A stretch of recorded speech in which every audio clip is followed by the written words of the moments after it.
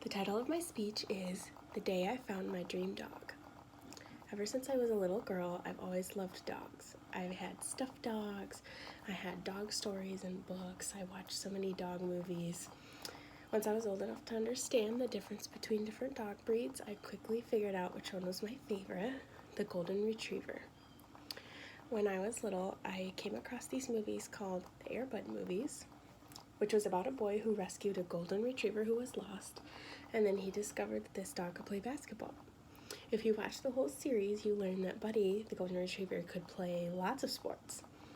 Through these movies, I fell in love with golden retrievers. That was when my dream was born, to one day own my own golden retriever.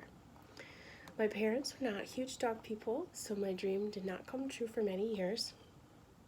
If you flash forward to about a year ago, my husband and I decided that the time was right for us to get a dog, and I knew what I wanted, a golden retriever. So, after months of searching, we came across a breeder who lived on a farm in Coldwater, and she had a female who was about to go into heat. So, on April 1st of 2021, my golden retriever puppy was born. Everything went well, everything was great, and he was born into a litter of 8 puppies.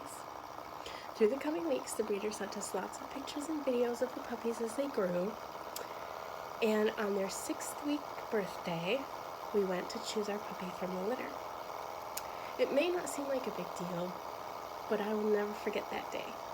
It's something really spectacular when you've been dreaming of something for years on end and it finally becomes reality. I will forever stick to the story that our puppy chose us. Once the gate was open and the puppies were free to come and meet us, they weren't immediately interested in my husband and me. They were more interested in playing with each other and exploring their surroundings. But one little puppy, one of the smallest, lightest males of the litter, suddenly approached us. Within seconds, he was in my arms, and if he wasn't in my arms, he was in my husband's arms, and he just was held by us the whole evening, and if we put him down, he'd just run over to the other one. As the evening came to an end, we put the puppies back in their enclosure. All of the other puppies could not have cared less about our existence or about the fact they were going back into their pen. But our little boy protested loudly at going back into his pen. Now, if you've never seen a puppy throw a temper tantrum, it is the funniest, cutest thing I've ever seen. He sat there on his little bottom and he howled and howled and howled. My husband and I looked at each other and we knew he was meant to be ours. That moment is one of my favorite moments of my life to date. 2 weeks later, we brought him home. We named him Kylo, and he is a ray of sunshine in our lives. Next week, he will be 6 months old.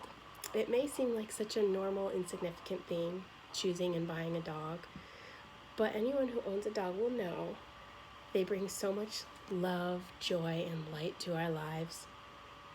And I have realized that some of the most memorable parts of our lives are oftentimes made up of the seemingly most insignificant moments.